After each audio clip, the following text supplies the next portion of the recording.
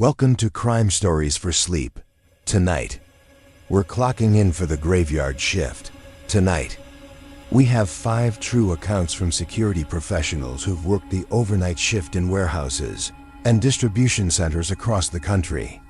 Stories of encounters that happen when the last truck departs and the real deliveries begin. So dim the lights.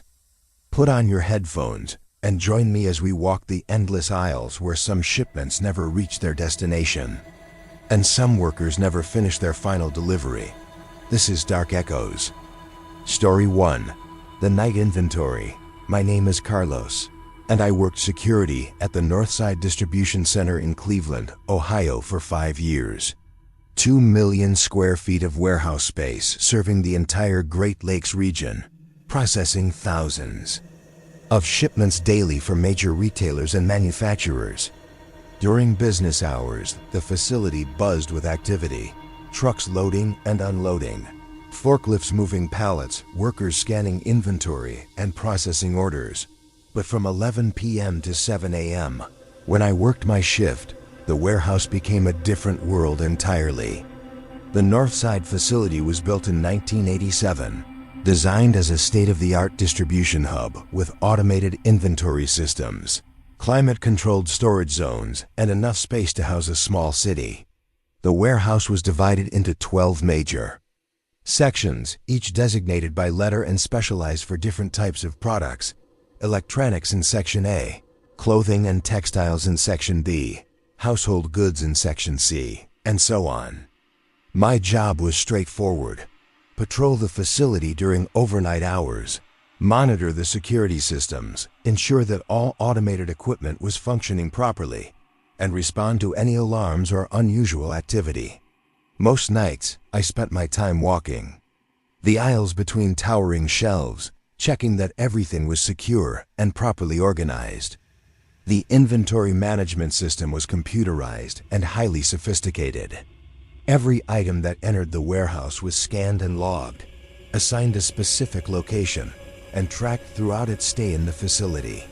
The system could locate any product within minutes and generate detailed reports about inventory levels, shipment schedules, and storage locations.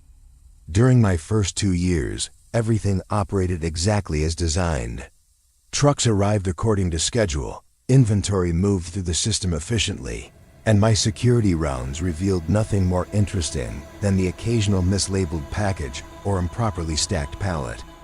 But during my 3rd year, I started noticing irregularities in Section 7. Section 7 was supposed to be temporary overflow storage, used only during peak seasons when other sections reached capacity.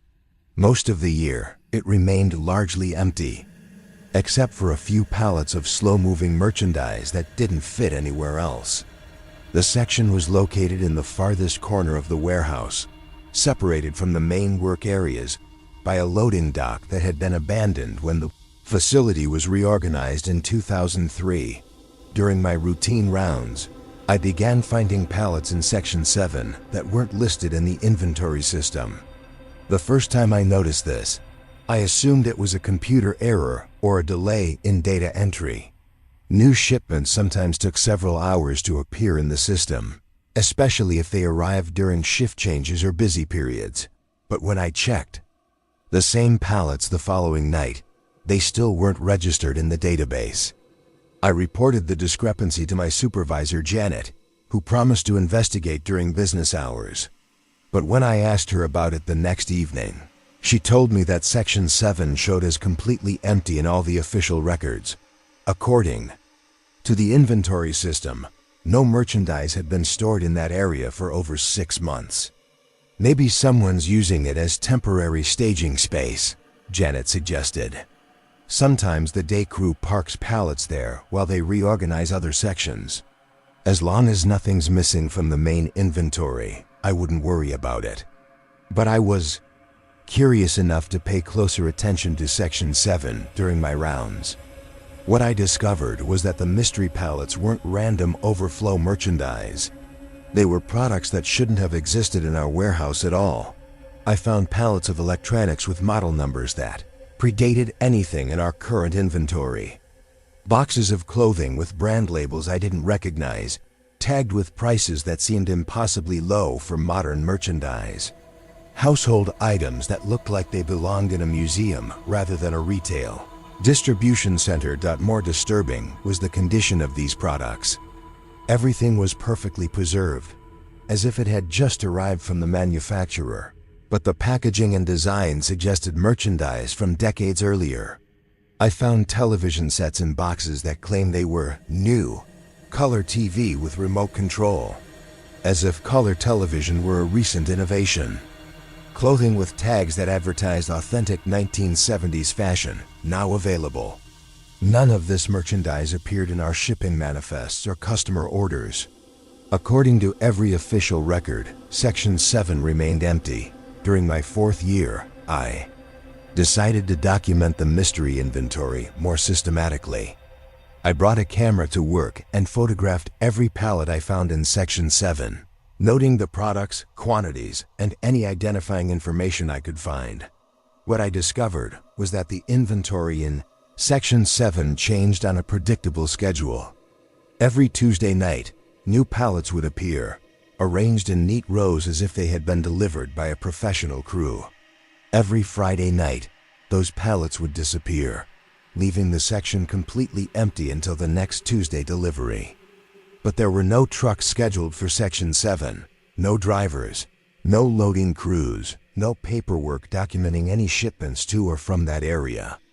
The merchandise appeared and disappeared without any trace of how it had been transported or where it had gone.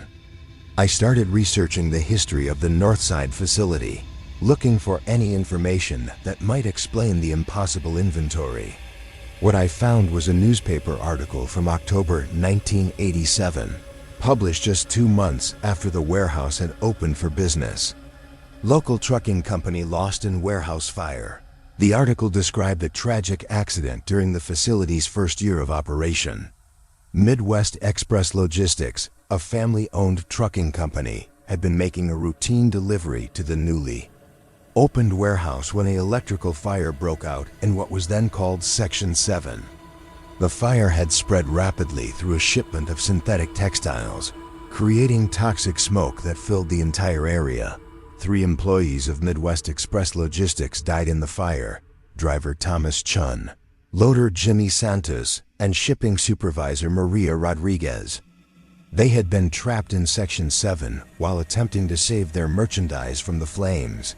Overcome by smoke inhalation before the fire department could reach them, the article mentioned that the shipment they had been delivering was valued at over $2 million, a massive load of electronics, clothing, and household goods destined for retail stores throughout Ohio and Michigan. The entire shipment was destroyed in the fire, representing a devastating loss for both Midwest Express Logistics and their retail customers. More significantly, the fire had occurred on October 15, 1987, a Tuesday, and the victims' bodies had been recovered on October 18, 1987, a Friday. The same schedule that governed the mysterious appearances and disappearances in Section 7. I spent my next Tuesday night shift positioned where I could observe Section 7 without being seen. I wanted to determine whether the pallets simply materialized or if there was some explanation I had missed. At exactly 11:47 p.m., I heard the sound of a truck engine approaching the abandoned loading dock. This was impossible. The dock had been sealed for nearly 20 years, and there was no road access to that side of the building. But the sound was unmistakable. A large truck backing up to a loading platform, air brakes hissing, engine running at idle. I moved closer to investigate, staying in the shadows between inventory shelves. What I saw should not have been possible. A 1987 Peterbilt truck was backed up to the sealed loading dock, its trailer doors open. 3 people were unloading pallets and moving them into Section 7 with practiced efficiency. A man in his 40s wearing a trucker's cap and work clothes, a younger man operating a pallet jack, and a woman with a clipboard checking items against what appeared to be a shipping manifest. They worked in complete silence, their movements coordinated and professional. The merchandise they were unloading matched exactly what I had been finding in Section 7. Electronics, clothing, and household goods that appeared to be from the 1980s, but in perfect condition. I recognized them immediately from the newspaper photographs I had found. Thomas Chun, Jimmy Santos, and Maria Rodriguez, still making their delivery to Section 7, 20 years after dying in the fire that had destroyed their original shipment. I watched them work for nearly an hour. They unloaded dozens of pallets, arranging them in the same neat rows I had been documenting for months. Their movements were deliberate and unhurried, as if they had all the time in the world to complete their delivery. When they finished unloading, Maria Rodriguez walked through Section 7 with her clipboard, checking each pallet and making notes. Thomas Chun secured the empty trailer while Jimmy Santos operated a floor cleaning machine, removing any traces of their presence from the loading area. Then, as quietly as they had arrived, they climbed back into their truck and drove away. But the truck didn't exit through any normal route. It simply drove toward the sealed wall of the loading dock and disappeared, taking with it the sound of the engine and leaving behind only the perfectly arranged pallets of impossible merchandise. I spent the rest of my shift examining the products they had delivered. Everything was exactly as I had found during previous weeks. Electronics from the 1980s in pristine condition, clothing with vintage designs and impossibly low prices, household items that belonged in a different era. But this time, I noticed something new. Each pallet had a shipping label with delivery information, and all of them were addressed to retail stores that no longer existed. Electronics destined for Circuit City, clothing for Montgomery Ward, household goods for Woolworths, stores that had closed years or decades earlier, but which had apparently been eagerly awaiting these shipments for 20 years. On Friday night, I positioned myself to observe the pickup process. At exactly 11:47 p.m., the same truck returned to Section 7. Thomas, Jimmy, and Maria worked with the same silent efficiency, loading the pallets back into their trailer and cleaning up after themselves. But before they left, Maria Rodriguez approached the area where I was hidden and looked directly at me. "You've been watching us," she said, her voice carrying clearly across the warehouse space. "Is there a problem with our delivery?" I stepped out of concealment, my heart racing. "I'm sorry," I said. "I'm just a security guard. I was trying to understand why your shipments don't appear in our computer system." Maria smiled sadly. "Computer system? We don't know anything about computers. We just deliver what we're supposed to deliver, same as always." "But you died in the fire," I said gently. 20 years ago. The newspaper said you were overcome by smoke while trying to save your merchandise." Maria looked puzzled. "Fire? What fire? We're just making our regular Tuesday delivery. We've been making this same run for months now. Mr. Peterson at the trucking company says it's one of our most important accounts." She had no awareness of the passage of time, no memory of the fire that had killed her and her colleagues. In her perception, they were still in 1987, still employed by Midwest Express Logistics, still responsible for delivering their shipment to the newly opened Northside Distribution Center. "Maria," I asked carefully, "what's today's date?" "October 15th, 1987, she replied immediately. "Tuesday. We're running a little behind schedule because of traffic on I-77. But we'll have everything unloaded before midnight." I talked with her for another 10 minutes. Maria was friendly and professional, clearly dedicated to her job and proud of the quality merchandise they were delivering. She described the retail stores that were waiting for their shipment, mentioned the importance of getting electronics delivered before the Christmas shopping season, and expressed confidence that their customers would be pleased with the products. But everything she said was trapped in 1987. She had no awareness that the stores she mentioned had closed, that the products she was delivering were now considered vintage, or that the trucking company she worked for had gone out of business shortly after her death. When our conversation ended, Maria rejoined her colleagues and they finished loading their truck. As they prepared to leave, she waved goodbye to me as if I were simply another warehouse employee. They had met during a routine delivery. The truck drove toward the sealed wall and vanished, leaving Section 7 empty until the following Tuesday. I continued working at the Northside facility for another 2 years, and every week I observed the same ritual. Thomas, Jimmy, and Maria arrived every Tuesday at 11:47 p.m., unloaded their shipment of impossible merchandise, and departed every Friday at the same time. They were professional, friendly, and completely unaware that they had been making the same delivery for over 20 years. During my final months at Northside, I tried to help them understand their situation. I brought newspaper clippings about the fire, showed them modern inventory systems, and explained how the warehouse had changed since 1987. But they remained convinced that they were simply doing their job, making deliveries to retail customers who were counting on them. The most heartbreaking aspect was their dedication. Despite being dead for decades, they continued to take pride in their work, ensuring that every pallet was properly labeled, every item was carefully handled, and every delivery was completed according to schedule. They were model employees trapped in an endless loop of responsibility and professionalism.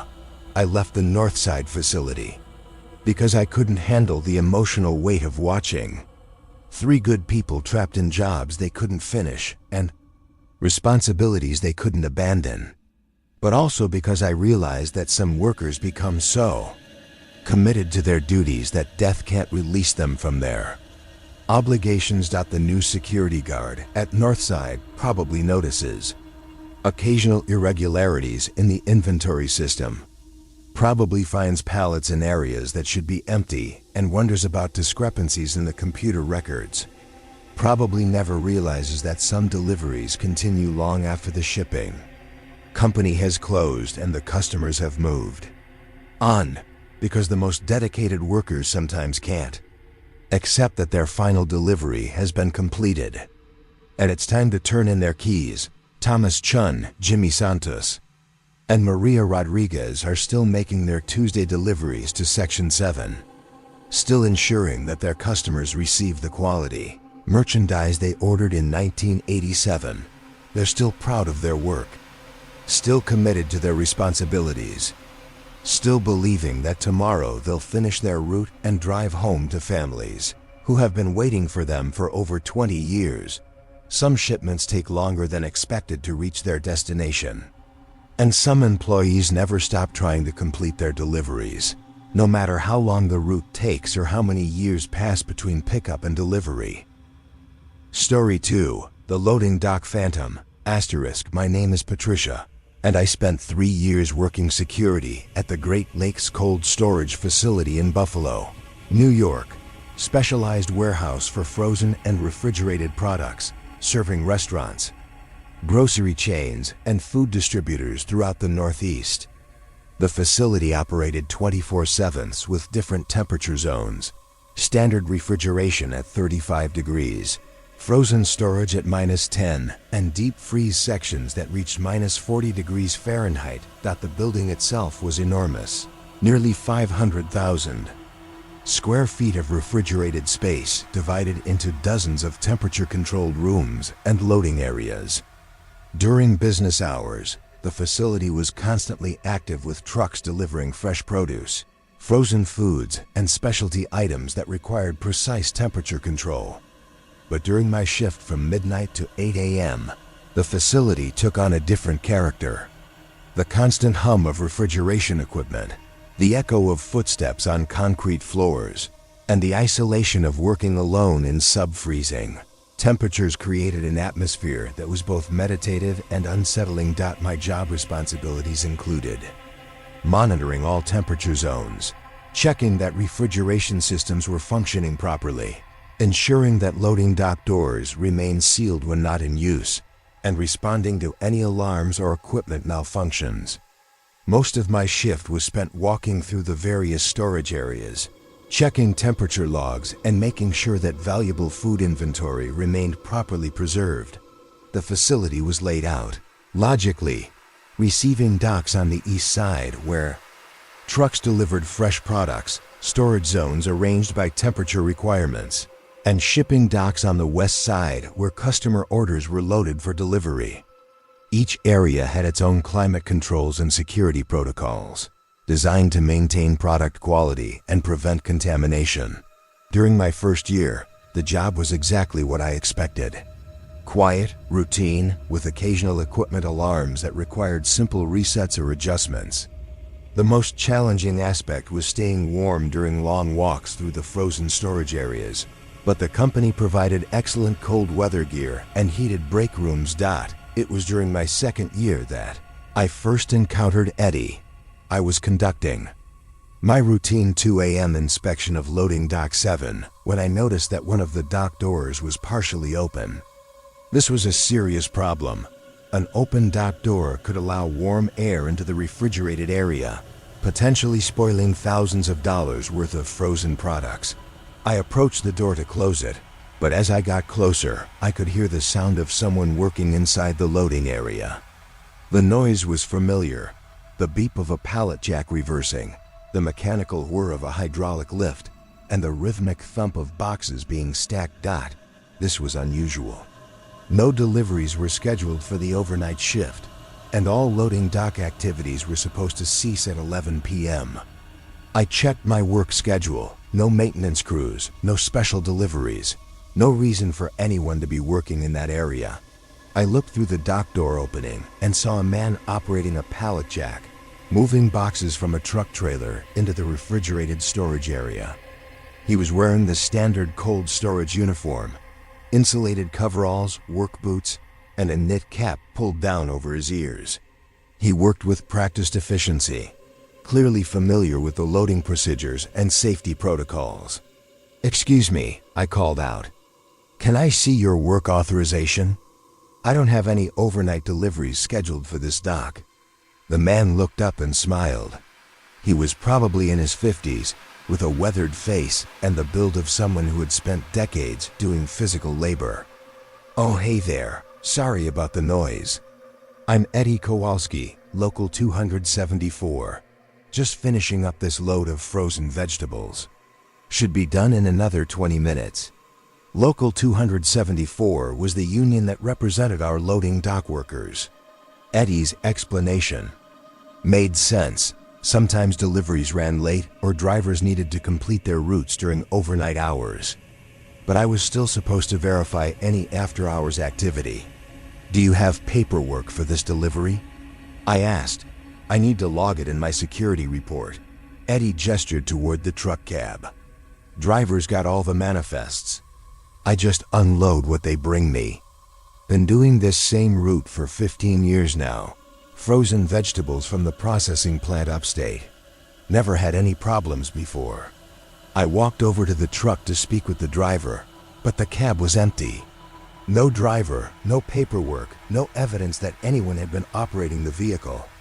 The truck itself appeared normal, a standard refrigerated trailer with New York plates and commercial markings. When I returned to the loading area, Eddie was gone.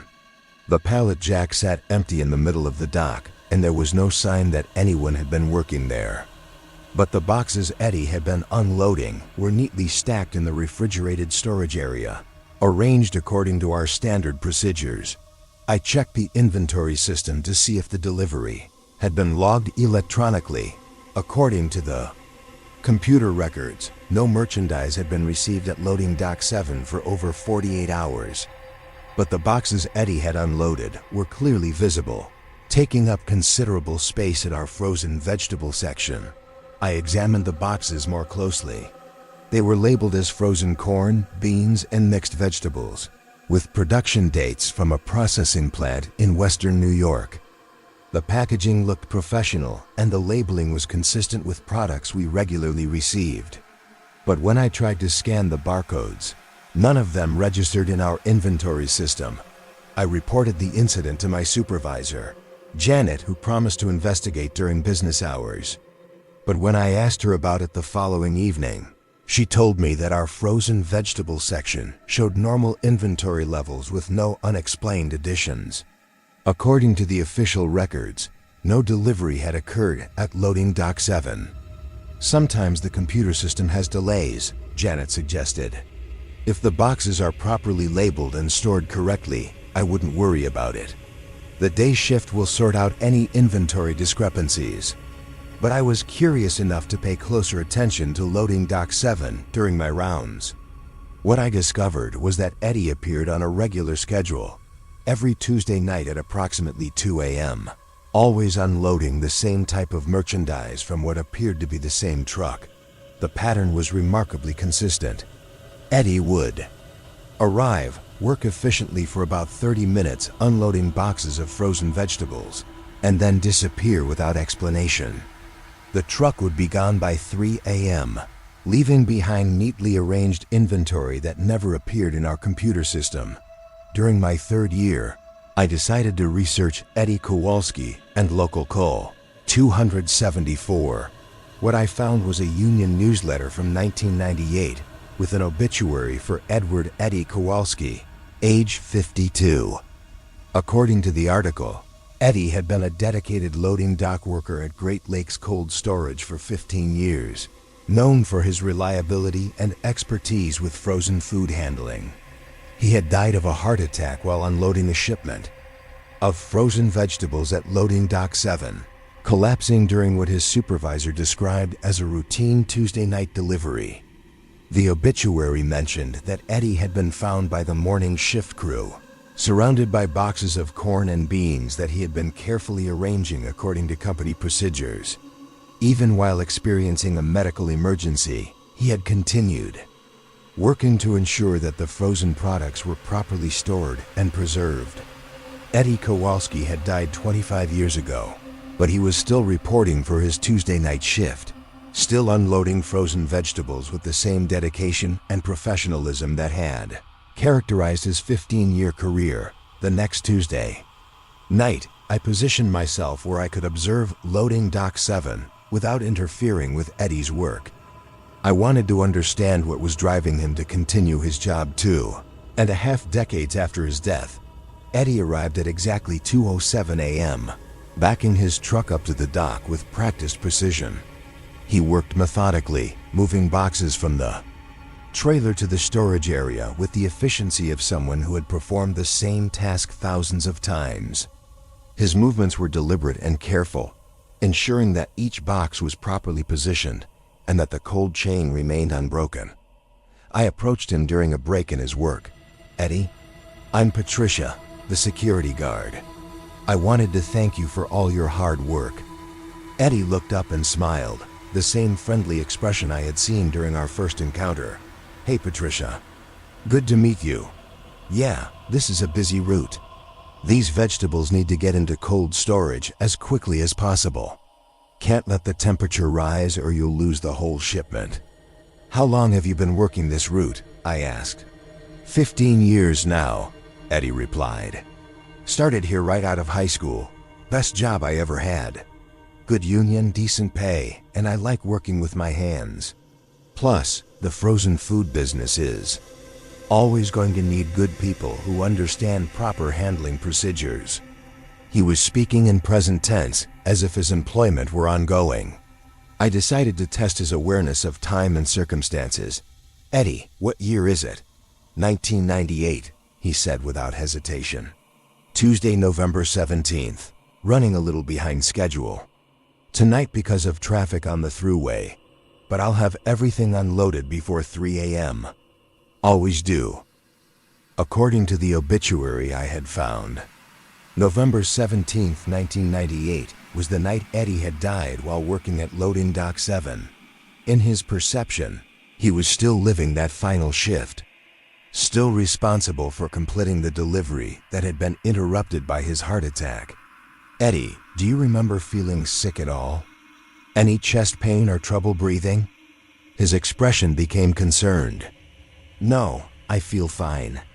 I mean, I get winded sometimes moving these heavy boxes, but that's normal. Been doing this work for 15 years. Why do you ask? Do I look sick? He had no memory of the medical emergency that had ended his life. In his awareness, he was still a healthy 52-year-old man in the middle of a routine workday, focused on completing his delivery before the next shift arrived. I just wanted to make sure you were taking care of yourself, I said gently. This is hard work, and it's important to pay attention to your body's signals. Eddie nodded thoughtfully. That's good advice. My wife tells me the same thing. Says I work too hard, don't get enough rest. But I like staying busy. Keeps me out of trouble. We talked for another 15 minutes. Eddie described his family, his plans for the weekend, and his pride in working for a company that maintained such high standards for food safety. He was exactly as dedicated and professional as his obituary had suggested, maintaining the same positive attitude that had made him a valued employee. When our conversation ended, Eddie returned to his work with renewed energy. I watched him complete the unloading process, ensuring that every box was properly positioned and that the storage area remained organized and efficient. He worked with the pride of someone who took personal responsibility for the quality of his performance. At 2:47 a.m., Eddie finished arranging the last boxes and began cleaning up the loading area. He swept the floor, secured the pallet jack, and performed a final inspection to make sure everything met company standards. Then he walked toward his truck, climbed into the driver's seat, and started the engine.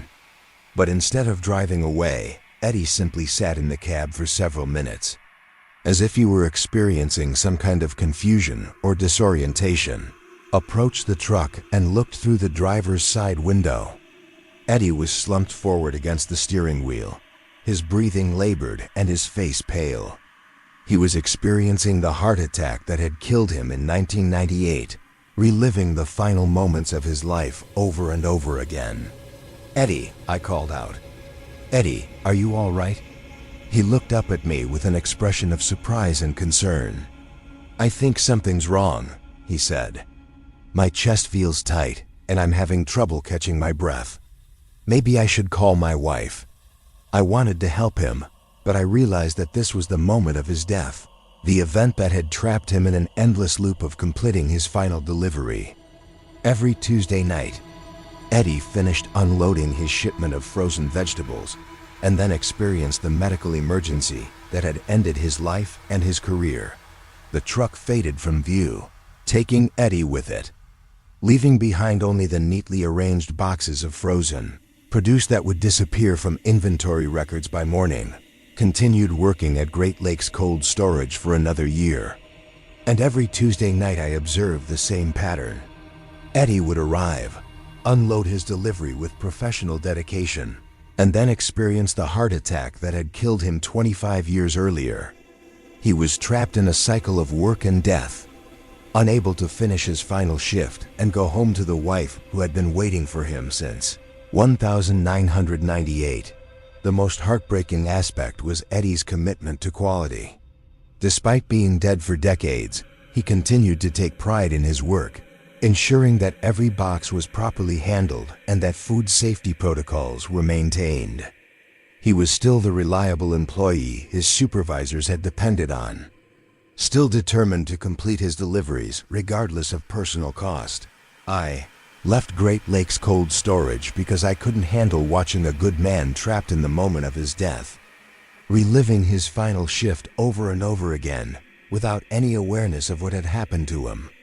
But also because I realized that some workers become so dedicated to their responsibilities that even death can't release them from their obligations. The new security guard probably notices occasional irregularities in the frozen vegetable inventory, probably finds unexplained boxes in storage areas that should be empty, probably never realizes that some employees continue reporting for duty long after their employment has ended in tragedy, because the most dedicated workers sometimes can't accept that their final delivery has been completed and it's time to punch out for the last time. Eddie Kowalski is still making his Tuesday night deliveries to loading dock 7. Still ensuring that frozen vegetables are properly stored and preserved. Still taking pride in work that ended 25 years ago with a heart attack that he experiences anew every week. Some employees never finish their last shift because they can't bear the thought of letting down their coworkers or disappointing the customers who depend on them. They continue working long after their bodies have failed, driven by a sense of responsibility that transcends the boundaries between life and death. Story 3: The Cold Storage Keeper. My name is Michael, and I worked security at the Atlantic Seafood Distribution Warehouse in Portland, Maine, for 4 years. Specialized facility for fresh and frozen seafood products, serving restaurants and grocery chains throughout New England. The warehouse maintained 3 distinct temperature zones: fresh seafood at 32 degrees, frozen products at -10, and a deep freeze section that reached -40 degrees for long-term storage of premium items. The facility processed millions of pounds of seafood annually, from local lobster and scallops to imported fish from around the world. During business hours, the warehouse was constantly busy with trucks delivering fresh catches, processing crews preparing orders, and quality control specialists ensuring that all products met strict safety standards. But during my overnight shift from 11 p.m. to 7 a.m., the facility became eerily quiet except for the constant hum of refrigeration, equipment, and the occasional crack of ice settling. In the deep freeze units, that my primary responsibility was monitoring the integrity of the cold storage systems. A temperature variation of even a few degrees could spoil thousands of dollars worth of seafood.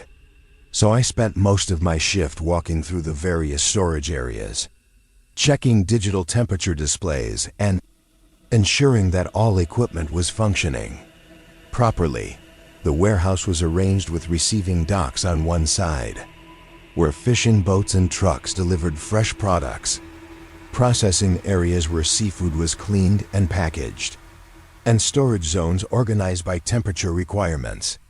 The deep freeze section, which we called Unit 12, was located in the farthest corner of the facility and maintained the lowest temperatures for storing high-value items, like bluefin tuna and imported delicacies. During my first 2 years, the job was routine and uneventful. The most exciting part of my shift was occasionally sampling some of the premium seafood that processing crews had prepared during the day. The company encouraged this practice as a way of maintaining quality awareness among all employees. It was during my 3rd year that I first noticed problems. With Unit 12, the deep freeze section had been installed in 1992 as part of a facility expansion designed to handle increased demand for frozen seafood products. Unit 12 was the largest and most sophisticated freezer in the warehouse, capable of maintaining temperatures of -40 degrees Fahrenheit while holding over 50,000 pounds of product. But starting in late 2018, Unit 12 began experiencing temperature fluctuations that the maintenance crews couldn't explain. The freezer would maintain perfect temperatures for weeks, then suddenly spike to -20 degrees or drop to -50 degrees without any apparent cause. These fluctuations were costly and dangerous. Seafood that was exposed to improper temperatures had to be discarded, and the irregular cooling cycles put strain on the expensive refrigeration equipment.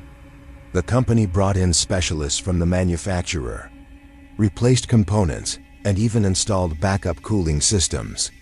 But the problems continued. During my security rounds, I started paying closer attention to Unit 12, checking it more frequently and documenting unusual readings. What I discovered was that the temperature variations followed a specific pattern, occurring every 2 weeks on Wednesday nights between 2 a.m. and 4 a.m.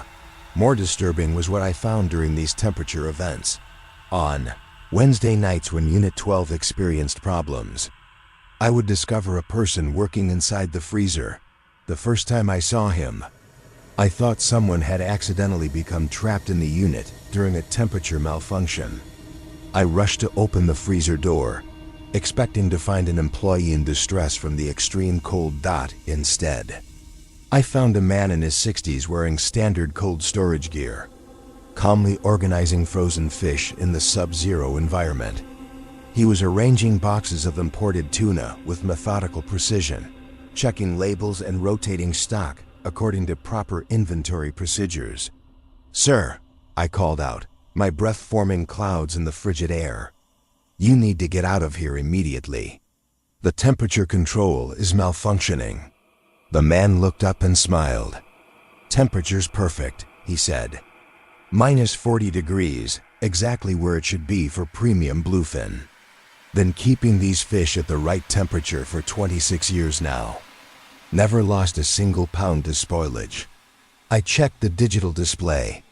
The freezer was indeed maintaining -40 degrees, exactly as designed. But I was certain the temperature had been fluctuating wildly just minutes earlier. "What's your name?" I asked. "I need to log your presence in my security report." "Frank Morrison," he replied. "Quality Control Supervisor, Atlantic Seafood. Been working this unit since the day it was installed. Nobody knows these freezers better than I do." I checked my employee roster. There was no Frank Morrison on the current staff, and the quality control department was managed by someone named Jennifer Walsh. But Frank seemed completely comfortable in the extreme cold, and his knowledge of the freezer operations appeared legitimate. "Frank, what are you doing here at 2 a.m.? Quality control works day shifts." Frank looked puzzled by the question. "Day shift? It's Wednesday afternoon. I always check Unit 12 after the lunch break. These imported tuna need constant monitoring to maintain proper temperatures." I showed Frank my watch, which clearly displayed 2:17 a.m. He stared at it for several seconds, his expression becoming confused. "That can't be right," he said. "I just finished lunch 15 minutes ago. It should be around 1:30 p.m. Are you sure that watch is working properly?" We talked for another 10 minutes. Frank described his responsibilities at the warehouse, his expertise with frozen seafood storage, and his pride in maintaining the highest quality standards. He seemed genuinely dedicated to his work and concerned about the welfare of the products under his care. But everything he said suggested that he believed it was still 1992. The year Unit 12 had been installed. When our conversation ended, Frank returned to his work organizing the frozen fish. I left him alone and continued my security rounds, planning to report the encounter to my supervisor in the morning. But when I returned to Unit 12 an hour later, Frank was gone. The freezer was empty except for the neatly arranged boxes of tuna, and the temperature display showed the system was functioning perfectly. I researched Frank Morrison in the company's personnel records. What I found was a file dating back to the early 1990s. Frank had indeed been a quality control supervisor at Atlantic Seafood, hired specifically to oversee the installation and operation of Unit 12. According to his employment record, he had been an exemplary employee with extensive knowledge of frozen seafood preservation. But Frank's file also contained a tragic incident report from December 15, 1992. Frank Morrison had died of hypothermia after becoming trapped in Unit 12 during a mechanical malfunction.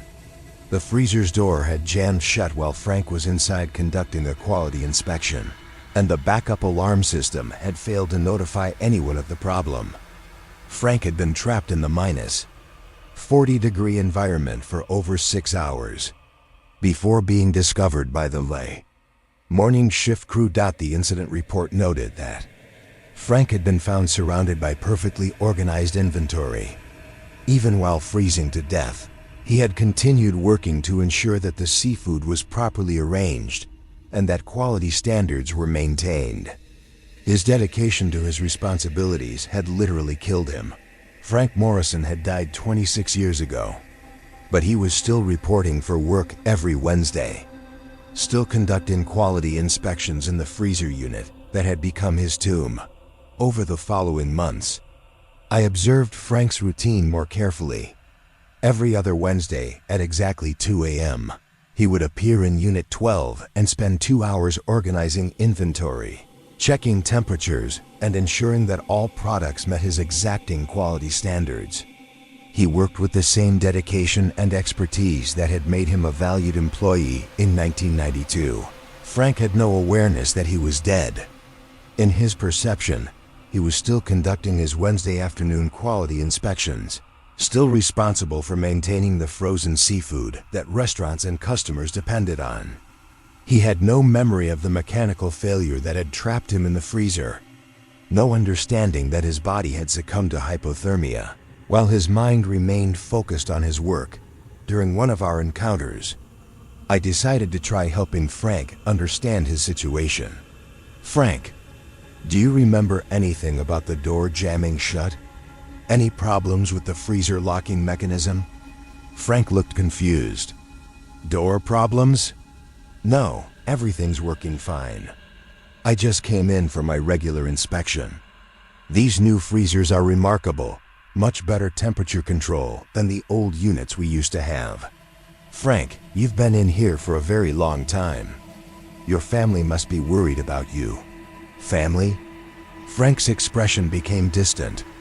"My wife Ellen is probably finishing up her Christmas shopping, and my daughter Sarah is home from college for winter break. I should call them after I finish this inspection." It was December 15th, the anniversary of Frank's death. In his perception, he was still experiencing his final day at work in 1992, still planning to go home to a family who had been mourning him for over 2 decades. "Frank, what's the date today?"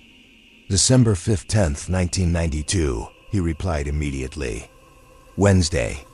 I always do quality inspections on Wednesdays after lunch. It's important to check the tuna stocks before the weekend rush."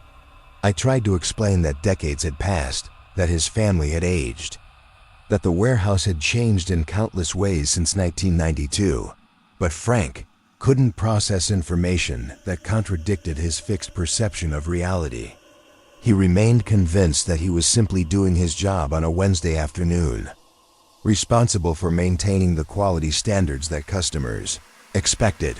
The most heartbreaking aspect of Frank's situation was his continued dedication.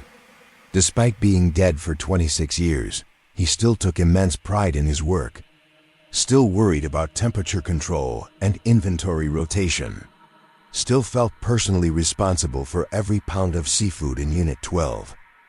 "These tuna represent someone's Christmas dinner," Frank would say as he arranged boxes. "A restaurant in Boston ordered this fish for their holiday menu. I need to make sure it's perfect when it reaches their kitchen." Frank had no understanding that the specific fish he was organizing had been sold and consumed decades earlier, that the restaurants he mentioned might no longer exist, that his meticulous quality control work was being performed on inventory that existed only in his perception. During my final year at Atlantic Seafood, I tried to find ways to help Frank move on from his endless Wednesday inspections. I brought photos of his family from newspaper obituaries, showed him modern technology that hadn't existed in 1992, and tried to explain how the seafood industry had changed over the decades. But Frank's dedication to his work created an impenetrable barrier to understanding. His sense of responsibility was so strong that death itself couldn't interrupt his quality control duties. He was trapped in Unit 12 not by the mechanical failure that had originally doomed him, but by his own unwillingness to abandon his post. "I can't leave until every fish is properly stored," Frank would say when I suggested he might want to go home. "These products represent trust. Customers trust Atlantic Seafood to deliver the highest quality, and I'm responsible for maintaining that trust." I left Atlantic Seafood because I couldn't handle watching a dedicated employee trapped in an endless cycle of work and responsibility, forever condemned to repeat his final quality inspection in the freezer that had killed him. But also because I realized that some workers become so committed to their duties that death becomes just another workplace hazard to overcome.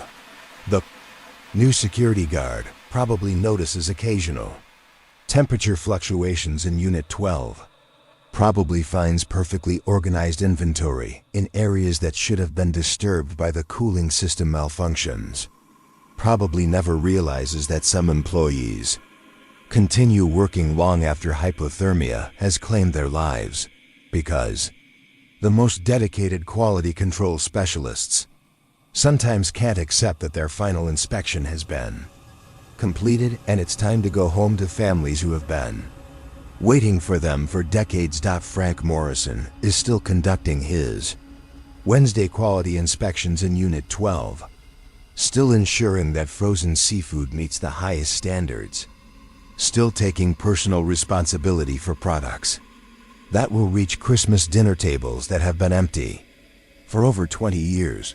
Some employees become so committed to their work that they would literally rather freeze to death than compromise quality standards. And sometimes freezing to death isn't enough to make them abandon their responsibilities. Story 4. The Shift Supervisor. My name is Jennifer, and I worked security at the Midwest Automotive Parts Warehouse in Detroit, Michigan for 6 years. Massive distribution facility serving car dealerships and repair shops throughout the Great Lakes region, processing thousands of orders daily for everything from spark plugs to transmission assemblies. The warehouse covered nearly 800,000 square feet, organized into dozens of specialized sections based on vehicle manufacturers, part types, and shipping priorities. During business hours, the facility operated with military precision. Order pickers navigating between towering shelves, forklifts moving pallets of heavy components, and quality control teams ensuring that every shipment contained the correct parts. But during my overnight shift from 10 p.m. to 6 a.m., the warehouse became a different environment entirely. The daytime energy and activity gave way to a quieter atmosphere where the focus shifted to inventory management, system maintenance, and security monitoring. My job responsibilities included patrolling all sections of the warehouse, monitoring security cameras and alarm systems, responding to any equipment malfunctions, and ensuring that valuable automotive parts remained secure during overnight hours. Most nights, I worked alone except for a skeleton crew of maintenance workers, automated systems operators. The warehouse was laid out efficiently, receiving areas where trucks delivered parts from manufacturers, storage sections organized by vehicle make and model, picking areas where orders were assembled, and shipping docks where completed orders were loaded for delivery. Each section was managed by sophisticated inventory tracking systems that could locate any part within minutes. During my first 3 years, the job met my expectations perfectly. Quiet, routine, with occasional equipment issues that required simple troubleshooting or maintenance calls. The most challenging aspects were staying alert during long walks through identical-looking aisles and maintaining security protocols for high-value components like catalytic converters and electronic control modules. It was during my 4th year that I first encountered Robert Chun. I was conducting my routine 1 a.m. patrol of Section F, which housed transmission and drivetrain components, when I noticed someone working in one of the picking aisles. This was unusual. The overnight crew was supposed to focus on maintenance and inventory organization, not order fulfillment. The person appeared to be conducting inventory checks, moving systematically through the shelves with a clipboard and scanning done. He was wearing the standard warehouse uniform and safety gear, and his movements suggested familiarity with our procedures and protocols. "Excuse me," I called out. "Can I see your work authorization? I don't have any overnight inventory work scheduled for Section F." The man looked up and smiled. He appeared to be in his 40s, with an efficient demeanor and the confident bearing of someone in a supervisory position. "Robert Chun, Shift Supervisor," he said. Just finishing up the quarterly inventory count for transmission parts. Should be done within the hour. I checked my employee roster. There was no Robert Chun listed among current staff, and the shift supervisor position was held by someone named Maria Santos. But Robert seemed completely comfortable in the warehouse environment, and his knowledge of inventory procedures appeared legitimate. "Robert, what shift do you normally work? I don't recognize you from the overnight crew." Robert looked puzzled by the question. "I work the 2 to 10 p.m. shift, Monday through Friday. But we're running behind on the quarterly count, so I stayed late to finish the transmission section. Can't leave incomplete inventory for the day crew." I showed Robert my watch, which displayed 1:23 a.m. He stared at it for several seconds, his expression becoming confused. "That doesn't make sense," he said. "I clocked in at 2 p.m. this afternoon. It should be around 8 or 9 p.m. now. Are you sure that watch is accurate?" We talked for 15 minutes. Robert described his responsibilities as shift supervisor, his experience with automotive parts inventory, and his commitment to maintaining accurate records. He seemed genuinely knowledgeable about warehouse operations and concerned about completing his assigned tasks properly, but everything he said suggested that he believed it was still early evening on a weekday in 2003. When our conversation ended, Robert returned to his inventory work with renewed focus. I continued my security rounds, planning to research his employment status and report the encounter to my supervisor. But when I returned to Section F an hour later, Robert was gone. The transmission parts were neatly organized and the inventory sheets were nowhere to be found.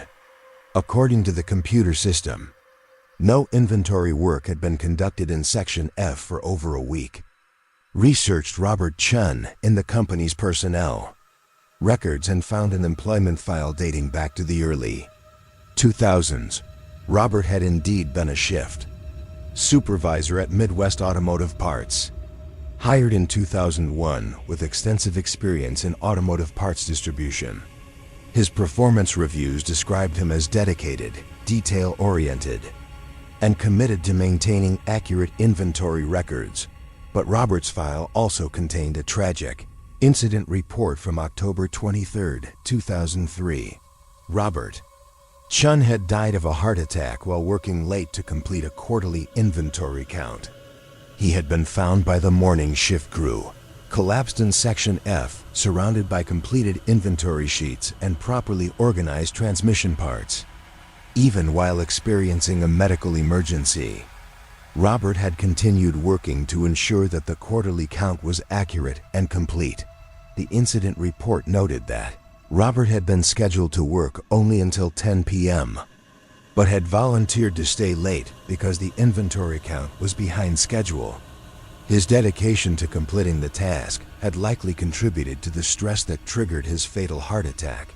Robert Chun had died 20 years ago, but he was still reporting for work, still conducting inventory counts with the same dedication and attention to detail that had characterized his career. Over the following months, I observed Robert's routine more carefully.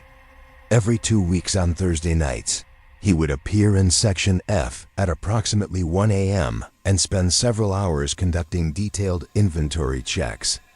He worked with systematic efficiency, examining every part, verifying quantities, and updating records according to established procedures. But Robert had no awareness that he was dead. In his perception, he was still working his regular shift in 2003, still responsible for completing the quarterly inventory count that had been interrupted by his heart attack. He had no memory of the medical emergency, no understanding that his dedication to his work had literally killed him. During one of our encounters, I decided to try helping Robert understand his situation. "Robert, do you remember feeling any chest pain or difficulty breathing while you were working?" Robert looked concerned. "Chest pain? No, I feel fine. I mean, I get tired sometimes during these long inventory counts, but that's normal." This is important work. We need accurate counts for the quarterly report. Robert, you've been working for a very long time. When was the last time you took a break or went home? I clocked in at 2 p.m., Robert replied.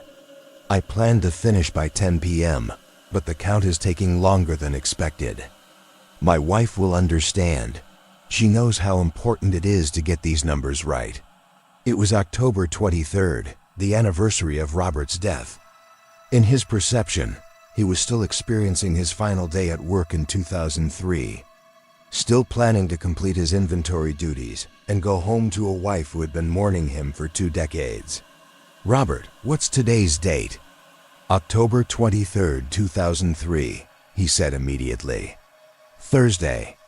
I always do inventory counts on Thursdays when the warehouse is quieter. Fewer distractions, easier to get accurate numbers. I tried to explain that years had passed, that his family had aged, that the automotive industry had changed dramatically since 2003. But Robert couldn't process information that contradicted his fixed perception of reality. He remained convinced that he was simply working late on a Thursday evening, responsible for completing an inventory count that customers and management depended on. The most heartbreaking aspect of Robert's situation was his continued sense of urgency. Despite being dead for 20 years, he still felt pressure to complete his work quickly and accurately, still worried about falling behind schedule, still felt personally responsible for the integrity of the inventory records.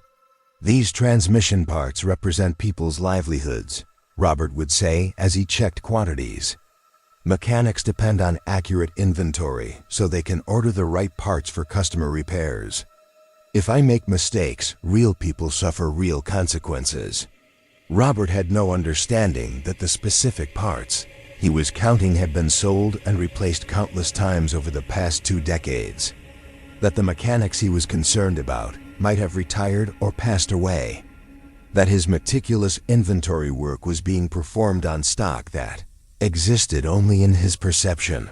During my final years at Midwest Automotive Parts, I tried to find ways to help Robert move on from his endless inventory duties. I brought printouts showing how inventory systems had become computerized, explained how barcode scanning had replaced manual counting, and tried to demonstrate that his work had been completed successfully years earlier. But Robert's dedication to his responsibilities created an impenetrable barrier to understanding. His sense of duty was so strong that death itself couldn't interrupt his inventory counting. He was trapped in Section F, not by the heart attack that had originally killed him, but by his own unwillingness to leave work unfinished.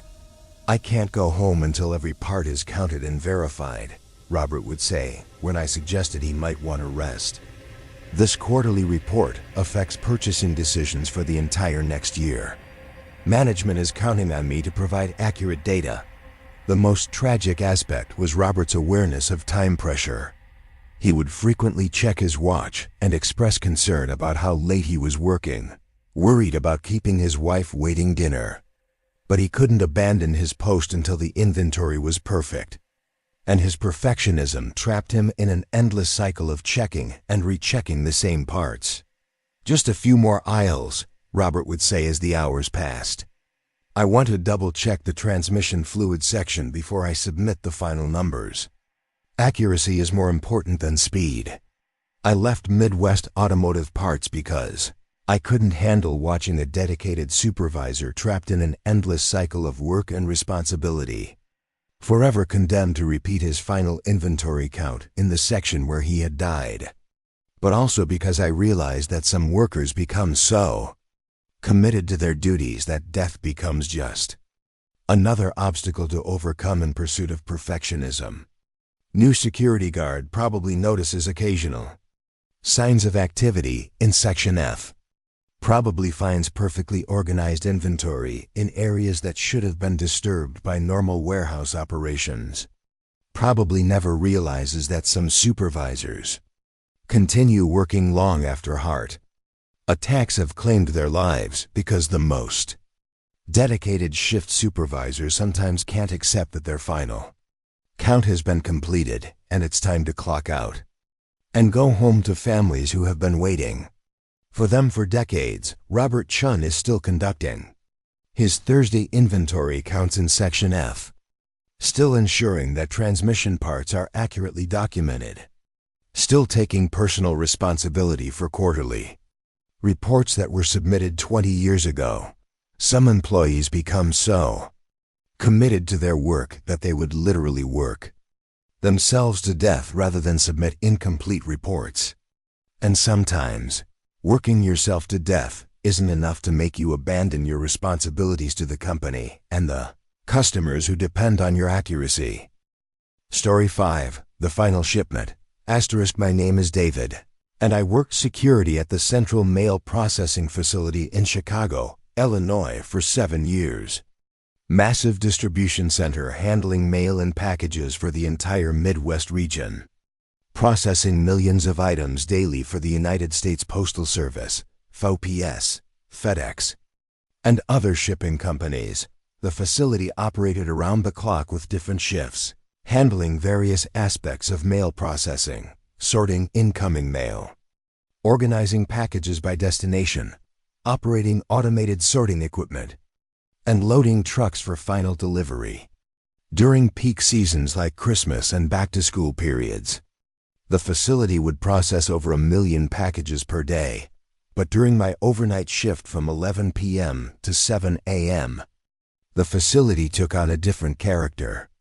The frantic daytime energy gave way to a more methodical approach, focused on preparing shipments for morning delivery routes and maintaining the sophisticated sorting equipment. My job responsibilities included monitoring all areas of the facility, ensuring that valuable packages remained secure, checking that automated sorting systems were functioning properly, and responding to any equipment malfunctions or security incidents. The facility was enormous, nearly 600,000 square feet, so most of my shift was spent walking between different processing areas and monitoring electronic systems.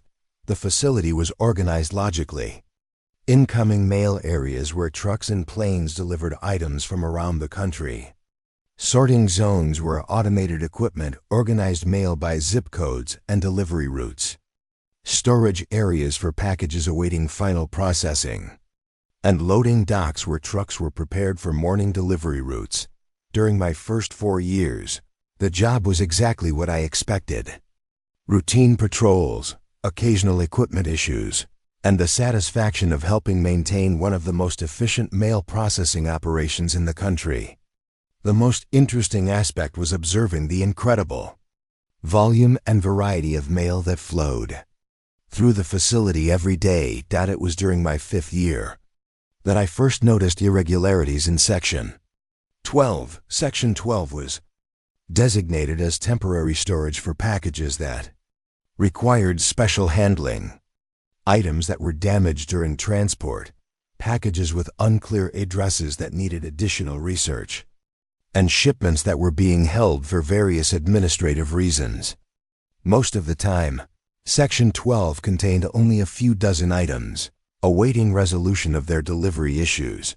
But starting in late 2018, I began finding packages in Section 12 that weren't listed in any of the tracking systems.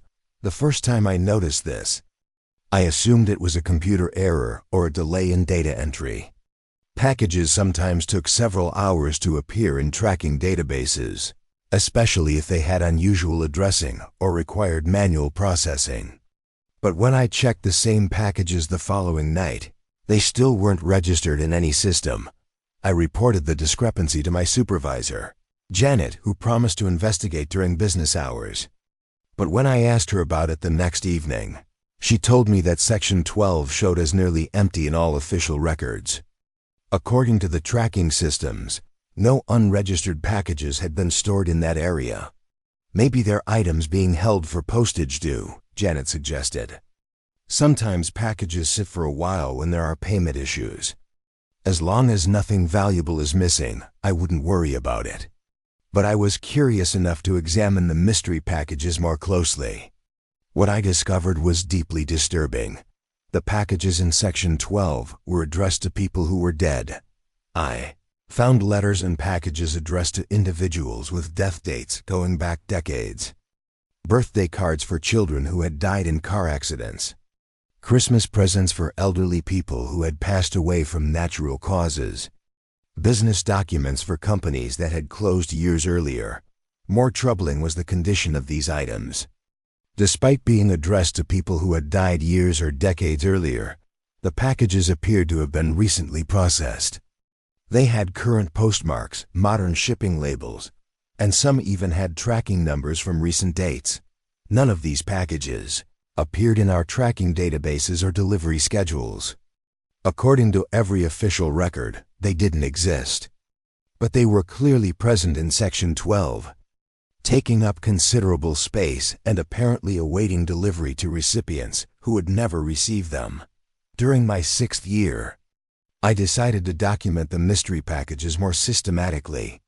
I photographed every item I found in Section 12, noting addresses, postmarks, and any identifying information I could discover. What I found was that the packages in Section 12 changed on a predictable schedule. Every Monday morning, new items would appear, arranged in neat stacks as if they had been sorted by a professional crew. Every Friday evening, those packages would disappear, leaving Section 12 empty until the next Monday delivery. But there were no mail trucks scheduled for Section 12, no drivers, no sorting crews, no paperwork documenting any shipments to or from that area. The packages appeared and disappeared without any trace of how they had been transported or where they had gone. Started researching the history of this central mail processing facility, looking for any information that might explain the impossible deliveries. What I found was a newspaper article from November 1982, published during the facility's 2nd year of operation. Postal worker dies in holiday rush accident. The article described a tragic incident during the 1982 Christmas season. Martin Walsh, a 28-year-old mail sorter, had been working overtime to process the increased holiday volume when he was killed in an accident involving automated sorting equipment. He had been trying to clear a jam in one of the machines when it reactivated unexpectedly, crushing him before co-workers could shut down the system. The article mentioned that Martin had been assigned to Section 12, which at that time handled holiday overflow and special delivery packages. He had been working alone during the night shift, processing packages that needed extra attention to ensure they reached their destinations before Christmas. More significantly, Martin had died on November 15th, 1982, a Monday, and his body had been discovered on November 19th, 1982, a Friday. The same schedule that governed the mysterious appearances and disappearances. In Section 12, I spent my next Monday night shift positioned where I could observe Section 12 without being detected. I wanted to determine whether the packages simply materialized, or if there was some explanation I had missed. At exactly 11:47 p.m., I heard the sound of someone working in Section 12. The noise was familiar, the thump of packages being stacked, the rustle of shipping materials, and the mechanical beep of a handheld scanner. I moved closer to investigate, staying hidden behind sorting equipment. What I saw should not have been possible. A young man was organizing packages in Section 12 with practiced efficiency. He was wearing the standard Postal Service uniform from the 1980s, a style that had been discontinued decades earlier. He worked methodically, scanning each package with an old-fashioned handheld device and arranging items according to some system I couldn't immediately understand. I recognized him from newspaper photographs I had found. Martin Walsh, still processing special delivery packages, 36 years after dying in an equipment accident. I watched him work for nearly an hour. Martin moved with the dedication and efficiency of someone who took pride in ensuring that every package reached its intended recipient. He carefully checked addresses, organized items by delivery routes, and handled each package as if it contained something precious. But all of the packages he was processing were addressed to people who had died years or decades earlier. I approached him during a break in his work. "Martin, I'm David, the security guard. I wanted to ask you about these packages." Martin looked up and smiled, the same friendly expression I had seen in newspaper photos from his memorial service. "Hey David, good to meet you. Yeah, this is a challenging batch. Lots of special delivery items that need extra care. Holiday season always keeps us busy. Martin, I noticed that many of these packages are addressed to people who are no longer alive. What happens when packages can't be delivered?" Martin's expression became serious. "That's the most important part of the job," he said. "These packages represent people's final connections with loved ones. Last letters to parents, birthday gifts for children, Christmas presents that were ordered but never delivered because someone passed away before they arrived." He showed me a package addressed to Emma Thompson, age 8, according to the address label. It had been sent by Grandma Helen and contained what appeared to be a birthday present. "Emma died in a car accident in 1989, Martin explained. Her grandmother had ordered this gift weeks in advance, but Emma was killed 3 days before her birthday. The package was returned to sender, but it never really belonged there. Emma was supposed to receive this present, so I make sure it gets to her. But how can you deliver packages to people who are dead?" I asked. Martin looked puzzled by the question. "Dead? That's not how mail delivery works. People move, addresses change, circumstances evolve. But every package has a destination where it belongs. My job is making sure everything reaches the right person, no matter how long it takes or how complicated the delivery becomes." We talked for another 20 minutes. Martin described his work at the postal facility, his commitment to ensuring that every item reached its intended recipient, and his pride in being part of an organization that connected people across distances and time. But everything he said suggested that he had no awareness of his own death or the passage of time since 1982. In his perception, he was still processing holiday overflow during the 1982 Christmas season, still responsible for ensuring that special delivery packages reached their destinations before the holiday deadline. "These packages contain love," Martin said as he arranged items in careful stacks. "Letters from children to grandparents, gifts from parents to children, final messages between people who care about each other. I can't let bureaucracy or technicalities prevent that love from reaching where it belongs." Martin had no understanding that the specific packages he was processing represented relationships that had been interrupted by death decades earlier, that the senders and recipients he was concerned about had long since moved on to whatever comes after we finish writing letters to each other. During my final year at the Central Mail Processing Facility, I observed Martin's routine every Monday night. He would appear at exactly 11:47 p.m. and spend hours organizing packages addressed to people who had died. He worked with incredible dedication, treating each item as if it contained the most important message in the world. The most heartbreaking aspect was Martin's sense of purpose. Despite being dead for 36 years, he still believed that his work mattered, that somewhere in the universe there were people waiting for packages that only he could deliver. He was trapped in Section 12, not by the equipment accident that had killed him, but by his own unwillingness to accept that some mail can never reach its intended destination. "Every package tells a story," Martin would say as he checked addresses. A grandmother thinking about her granddaughter, a parent sending encouragement to a child, a friend sharing news with someone they care about. "I'm not just moving boxes, I'm making sure that love completes its journey." On Friday nights, Martin would prepare the packages for what he called special delivery routes. He would load them onto mail carts and wheel them toward a section of the facility that had been sealed off since 1983. Packages would disappear into that area, and Martin would follow them, vanishing until the next Monday. When new deliveries arrived, I never discovered where those packages actually went or what Martin thought he was accomplishing by delivering mail to people who had died decades earlier.